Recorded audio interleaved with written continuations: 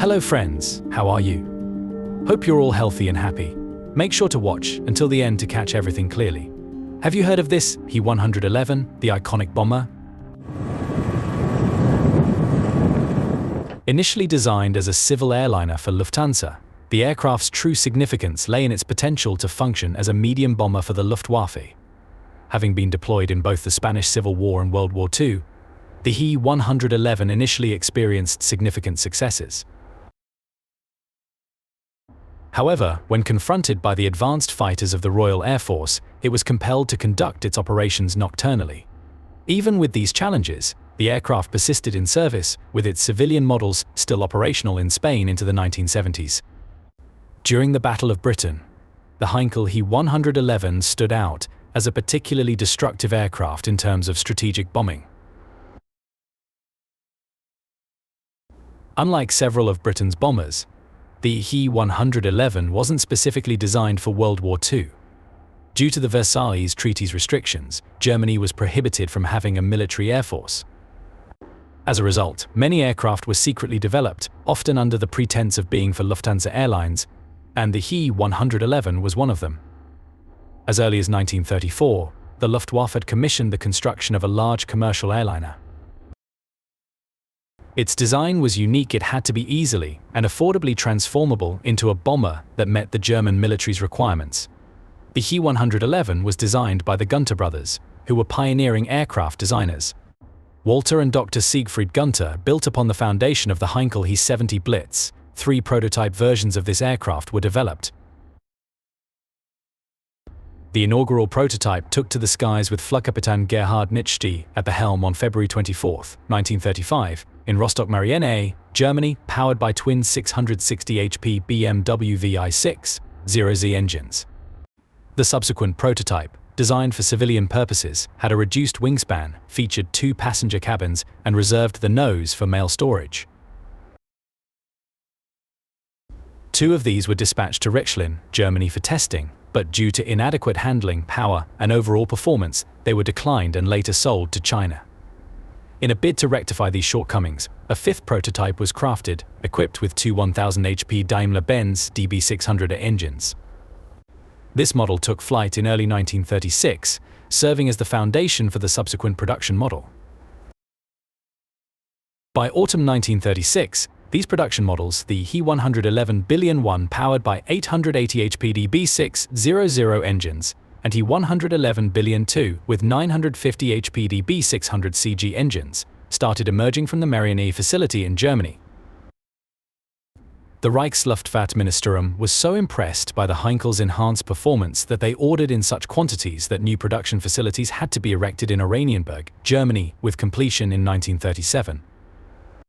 The Heinkel He-111, a medium bomber designed by the German aircraft company Heinkel, played a significant role in the Spanish Civil War, which took place between 1936 and 1939.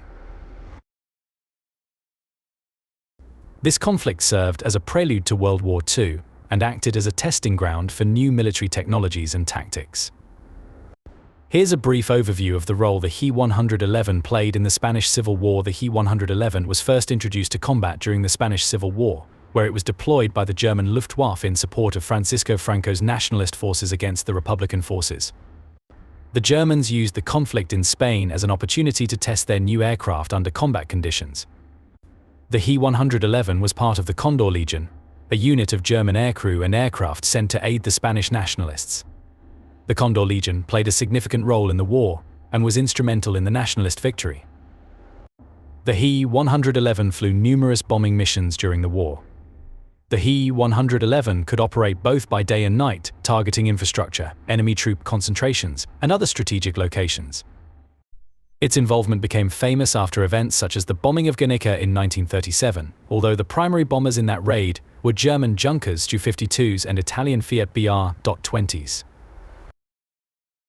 Combat experience in Spain gave the Luftwaffe valuable insight into the He-111's capabilities and potential areas for improvement. The aircraft's performance in Spain led to several design changes and modifications to improve its effectiveness as a bomber. The experience gained by the He-111's crews and the data gathered during the Spanish Civil War proved invaluable to the Luftwaffe in the early stages of World War II. The lessons learned from Spain shaped the bombing tactics and strategies that would be used in the larger conflict that followed. The various variants of the He-111 were named using letters of the alphabet, with the letter V given to experimental or interim models. While these variants largely followed the alphabetical order, they did not strictly adhere to it. The most prominent version used during the Battle of Britain was the He-111H. The predecessor on which this variant was based was the He-111P, before the introduction of the P model. The aircraft had a rounded nose, was made entirely of metal, and featured a cockpit design reminiscent of the Dakota. With the introduction of the P variant, the He-111 underwent a transformation, adopting the iconic glazed nose, which accommodated the nose gunner, while the pilot and observer were directly above him. Production of the He-111P began in late 1938. Within months, it was supplied to KG-157 and played a key role in the preparations for the Polish campaign, with its active service extending into 1940. The He-111H was integrated into the Luftwaffe shortly before the invasion of Poland. By September 1939, when war broke out, the Luftwaffe had a fleet of 810 He-111s spanning a variety of variants. 400 He-111HS, 349 He-111Es, 40 He-111Es, and 21 He-111Es, and 21 He-1. Of these, it is estimated that around 100 were considered inoperable, effectively reducing the total number of operational He-111s to just over 700. Despite this, the helicopters deployed during the Polish campaign reported significant success. As production outpaced losses, the number of He-111s increased, ensuring a formidable presence in subsequent campaigns. While 7 Kampfgeschwaden used He-111 bombers in Poland, only 3 were active during the Norwegian campaign, largely due to the lack of suitable airfields in Norway. In particular, a fleet of 100 He-111 bombers launched a raid on Rotterdam on 14 May 1940. During Operation Weserübung, which saw the invasion of Denmark and Norway, the Heinkel was an important asset to the Kampfwaffe. Squadrons KG-4, KG-26, and KGA-100 participated in the operation.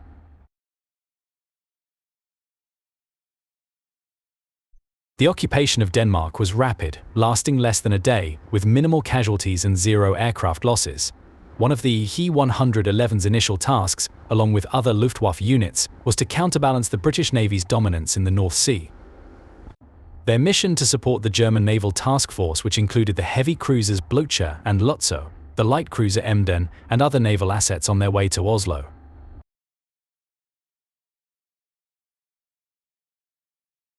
KG-26's He-111s were unable to thwart the sinking of Blücher during the Battle of Drobak Bay due to the formidable defense of Oscarsborg Fortress. As Drobak became the focal point after the other forts were captured, she came under heavy bombardment from KG-26, which led to the surrender of Norway. Furthermore, KG-26's He-111s, in coordination with KG-30's Junkers Ju-88s, managed to damage the battleship HMS Rodney and sink the destroyer HMS Gurkha on 9 April. After most of Norway was secured, He-111s were involved in the Battle of Narvik and also carried out anti-shipping attacks on Allied reinforcement convoys bound for Norway during May and June 1940. On 14 May 1940, the Blitz of Rotterdam saw He-111s of KG-54 destroy much of the city, releasing some 91 tons of explosives. This bombardment precipitated the Dutch's surrender the next day. Although most units endured minor to moderate casualties in the beginning, KG-27 experienced the most significant losses among the He-111 units over France. By the campaign's opening day, they had lost several aircraft and many others were damaged. The He-111s played pivotal roles in advancing to the English Channel, overpowering French forces at Sedan, repelling the Allied counterattack at the Battle of Arras, and supporting German troops during the Battle of Dunkirk.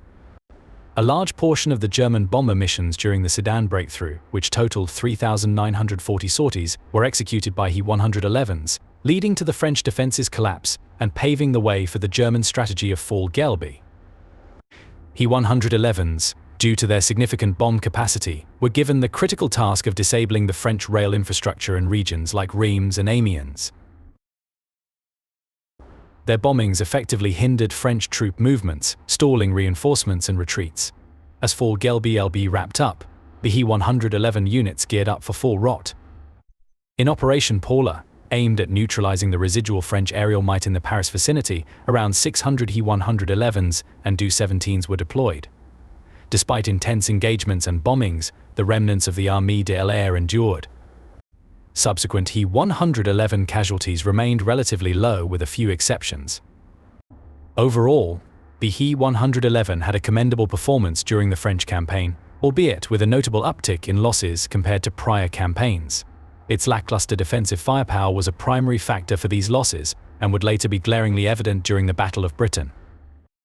By the onset of the Battle of Britain, the Heinkel He-111H and the Dornier 17Z conducted the majority of the bombing raids.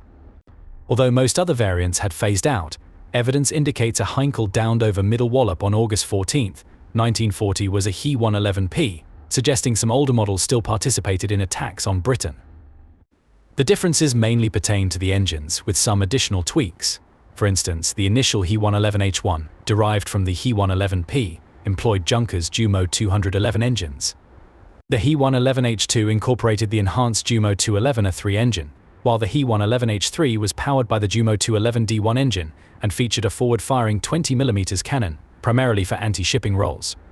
Subsequent He-111H4 models adopted the Jumo 211F1 engines. This newer engine, the Jumo 211F1, offering 1,350 HP, replaced the previous 211D1 engine with its 1,100 HP output. This setup persisted until the introduction of the Jumo 213 in the He-111H23 later in the war. The He-111H5 was among the most frequently utilized variants. In this model, extra fuel tanks replaced the wing bomb cells, pushing the aircraft's regular range to 1,212 miles 1950 km. It also featured two external bomb racks, each capable of carrying a 2,205 pounds 1,000 kilograms bomb. With these modifications, the He-111H5's total weight rose to 30,985 lbs 14,055 kilograms. While this added weight slowed the aircraft when fully loaded, it didn't deter its impact role during the nighttime blitz raids on London, where its payload wreaked significant havoc.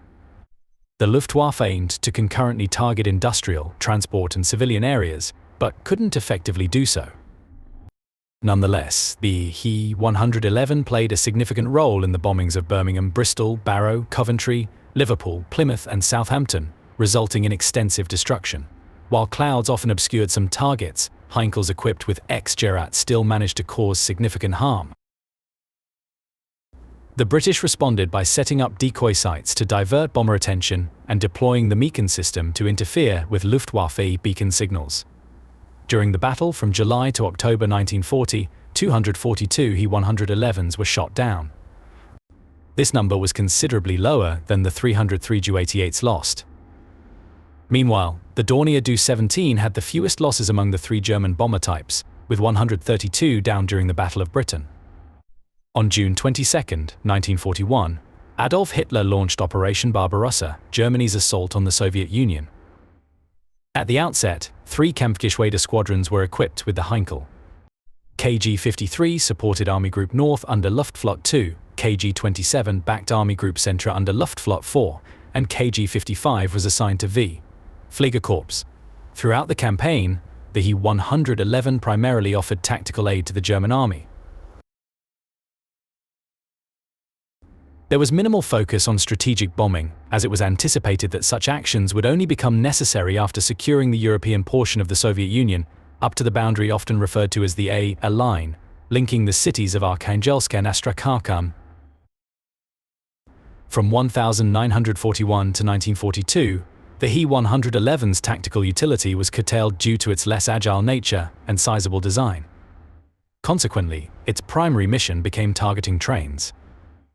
With the Junkers Ju-87 Stuka and Henschel HS-123 being the only dedicated German ground attack planes and lacking the desired range, the He-111, in tandem with the Ju-88, became a makeshift choice for such operations. For instance, KG-55 claimed to have damaged or destroyed 122 train carriages and 64 locomotives. However, the Soviets fortified their defenses with dense anti-aircraft fire, leading to escalating losses, especially among the green crews. The Train Targeting Squadron, EIs./KG-55, reported up to 10% losses. In the winter warfare of 1941, the He-111 played a dual role, aiding in the evacuation of 21,000 troops from the Demiensk pocket and delivering roughly 24,300 tons of supplies. Its significance was particularly evident during the isolated battles of the period. In 1942, the He-111 played a pivotal role in the Battle of Stalingrad. As the Soviet Operation Uranus trapped the German Sixth Army, the He-111 was tasked with delivering supplies.